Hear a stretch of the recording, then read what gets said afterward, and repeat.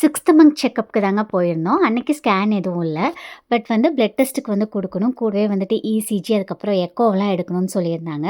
So டாக்டர பார்த்துட்டு இதெல்லாம் குடுத்துட்டு வந்துட்டோம் அப்டின்னா, நெக்ஸ்ட் டைம் அதாவது 7th மந்த் செக்கப்க்கு போறதுக்கு முன்னாடி இதெல்லாம் கலெக்ட் பண்ணிட்டு போனா, டாக்டர் கிட்ட வந்து எல்லா ரிப்போர்ட்டும் காமிச்சுக்கலான்னு வந்து சொல்லியிருந்தாங்க. எத்தன டைம் இன்ஜெக்ஷன் பண்ணாலும் சரி, ஒரு டைமும் அந்த நீடில பார்த்தா எங்கேருந்து தான் பயம் வரும்னே வந்துட்டு தெரியாது. அண்ட் அன்னைக்கு பார்த்தீங்கன்னா, கொஞ்சம் குயிக்கா எல்லா வேலையுமே வந்து முடிஞ்சிருச்சு.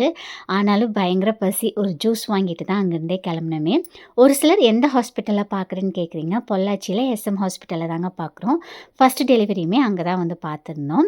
அண்ட் இது பார்த்தீங்கன்னா, ஆல்ரெடி நம்ம ரியா பொட்டிக்ல லான்ச் பண்ண சாரீஸ் தான்.